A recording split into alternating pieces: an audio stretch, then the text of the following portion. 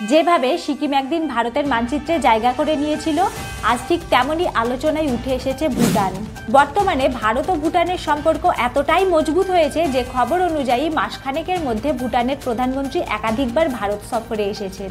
শুধু তাই নয়, তিনি একাধিকবার খোলাখুলিভাবে বলেওছেন, আমাকে তো ভারতই তৈরি করেছে, ভারতই আমাকে গড়ে তুলেছে। একবার তো তিনি প্রধানমন্ত্রী নরেন্দ্র মোদীকে নিজের দাদা এবং মেন্টর বলে উল্লেখ করেছেন। শুধু তাই নয়, চীনের দেওয়া একের পর এক প্রপোজাল রিজেক্ট করে দিয়েছে এবং তারা চীনকে বোঝানোর চেষ্টা করেছে আমরা পুরোপুরি ভারতের উপরেই বেশি ইন্টারেস্টেড। দেখুন, ভারতের স্বাধীনতার সময় একটা পুরো সুযোগ ছিল, পুরো ভুটানকেই একেবারে ভারতের অংশ করে নেওয়া যেত, কিন্তু ঘটনা হলো তখন এমনটা করা হয়নি। আর এখন তো আমরা ইতিহাস পাল্টাতে পারি না, তাই সেই বিষয়ে এখন আর আফসোস করে কোনো লাভ নেই। তবে আজ প্রায় 70 বছর পর আবারও একটা আশা তৈরি হয়েছে।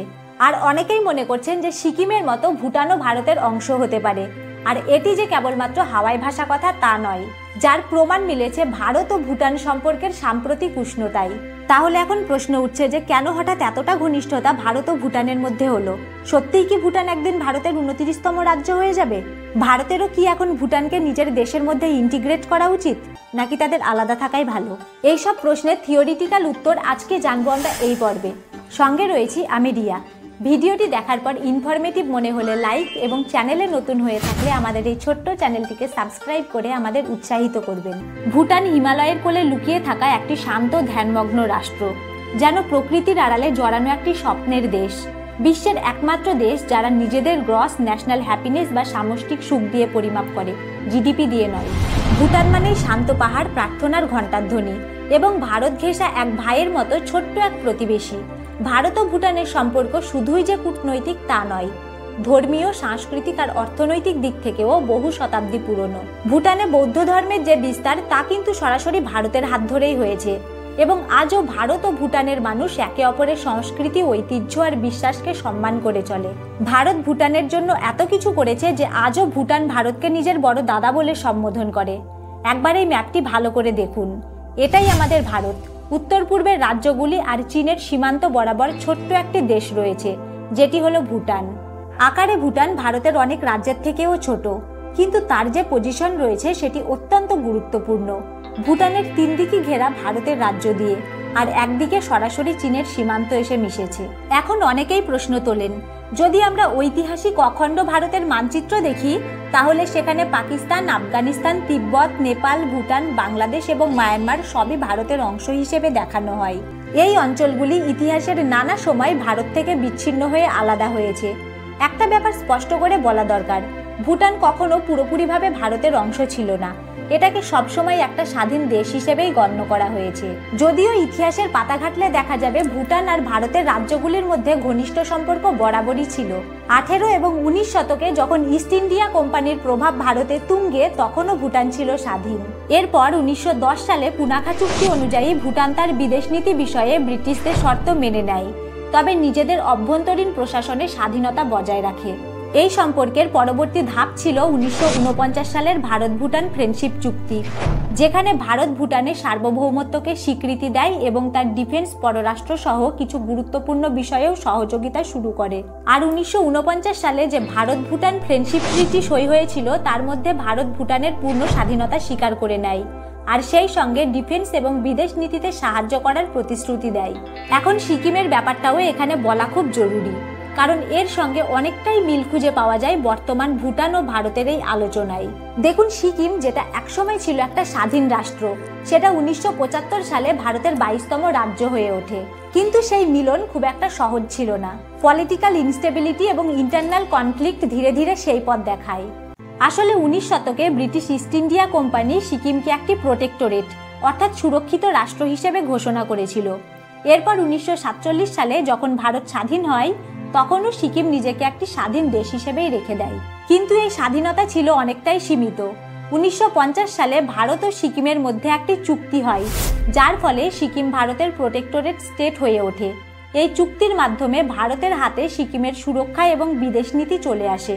যদিও ইন্টারনালি যে প্রশাসন ছিল, সেখানে সিকিমের রাজা যোগিয়ালি তার দায়িত্বে ছিলেন, কিন্তু সাধারণ মানুষ এই ব্যবস্থায় সন্তুষ্ট ছিলেন না। ফলে 1973 সালে গণতন্ত্রের দাবিতে ব্যাপক আন্দোলন শুরু হয় যেখানে জনগণ রাজা যোগিয়ালির ক্ষমতা সীমিত করার দাবি তোলে। এই সুযোগে ভারত কৌশলী পদক্ষেপ নেয় আর পরিস্থিতি সামাল দিতে সেনা মোতায়েন করে এবং 1974 সালে সিকিমে একটি গণতান্ত্রিক সরকার গঠিত হয়। কিন্তু এখানেই শেষ নয়। এরপর যখন জনগণের মত যাচাই করা হয় তখন 97% মানুষ ভারতের পক্ষেই যোগ দেওয়ার ভোট দেন। এই ফলাফলের ভিত্তিতে 1975 সালে সিকিমকে সরকারিভাবে ভারতের রাজ্য হিসেবে অন্তর্ভুক্ত করা হয়। এখন যদি ভুটানের প্রসঙ্গে ফিরে আসি তাহলে 1947 সালে যখন ভারত স্বাধীন হয় তখন ব্রিটিশ ভারতের সঙ্গে যুক্ত অনেক অঞ্চল এবং পার্শ্ববর্তী দেশের ভবিষ্যৎ নিয়েও সিদ্ধান্ত নেওয়া হচ্ছিল। এমন সময় ভারত ও ভুটানের ফ্রেন্ডশিপ ট্রিটি সই হয়। সেই সময় ভারতের কিছু কর্মকর্তা প্রস্তাব দিয়েছিলেন যে সিকিমের মতো ভুটানকেও ভারতের অন্তর্ভুক্ত করে নেওয়া হোক, কিন্তু তখনকার প্রধানমন্ত্রী জওহরলাল নেহেরু সেই প্রস্তাব সরাসরি রিজেক্ট করে দেন। একটি বড় কারণ ছিল তখন চীন ইতিমধ্যেই তিব্বত দখল করে ফেলেছিল। যদি সেই সময় ভুটানকে ভারত নিজের ভূখণ্ডের মধ্যে যুক্ত করে নিত তাহলে চীন সেটা সরাসরি নিজের সীমান্তে থ্রেট হিসাবে ধরে নিত। তখন ভারতের ক্ষমতায় ছিলেন পণ্ডিত জওহরলাল নেহেরু। তিনি ভুটানকে ভারতের মধ্যে অন্তর্ভুক্ত করার বদলে তাকে বাফার স্টেট বা মাঝখানের নিরপেক্ষ দেশ হিসেবেই রেখে দিতে চেয়েছিলেন। ভারত স্ট্র্যাটেজিক্যালি লাভবান হয়েছিল, কারণ চীনের সঙ্গে সরাসরি সংঘাতের সম্ভাবনা অনেকটাই কমে যায়। এর পাশাপাশি নেহেরু বরাবরই একটি নীতি মেনে চলতেন যে ভারত প্রতিবেশী দেশের সঙ্গে একটি বন্ধুত্বপূর্ণ সম্পর্ক বজায় রাখবে এবং কাউকে ফোর্সফুলি নিজেদের মধ্যে অন্তর্ভুক্ত করবে না। তবে সিকিমের মতো এখানে কোনো গণ আন্দোলনও গড়ে ওঠেনি। তাই ভারত ভুটানকে স্বাধীন রেখে কূটনৈতিকভাবে একটি স্থিতিশীল সিদ্ধান্তই নিয়েছিল, অন্তত সেই সময়ের প্রেক্ষাপটে। তবে আজ সময় অনেকটা বদলেছে, কেটে গেছে 70 বছর, আর পরিস্থিতি এখন একদমই আলাদা। এখন আবারও প্রশ্ন উঠতে শুরু করেছে, ভবিষ্যতে কি ভুটান ভারতের অংশ হতে পারে? আর ভারত কি সেই সিদ্ধান্ত নিয়ে ভাববে?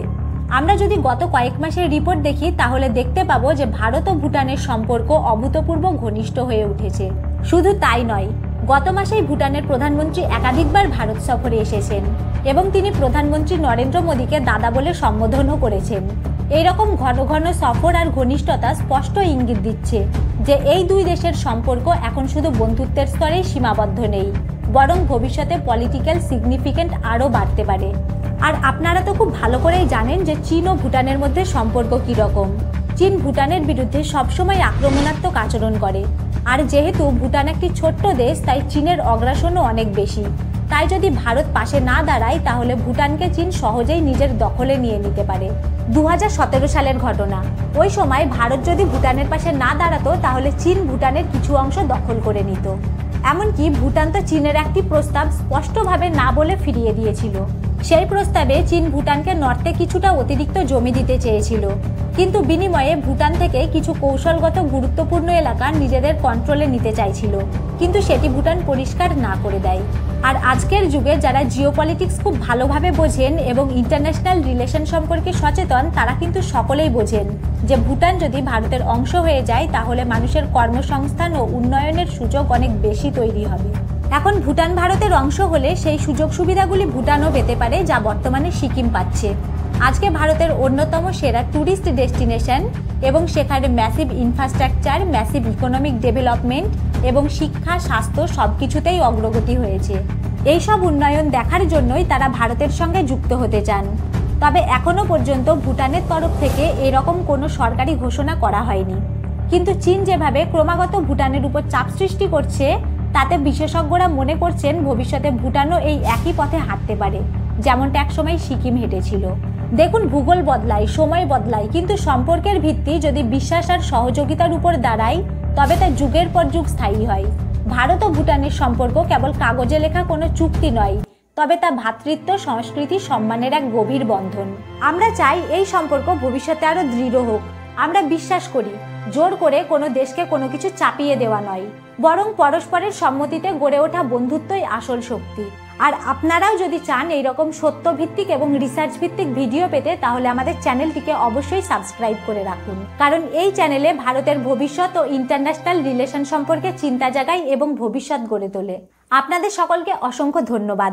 দেখা হবে পরবর্তী ভিডিওতে।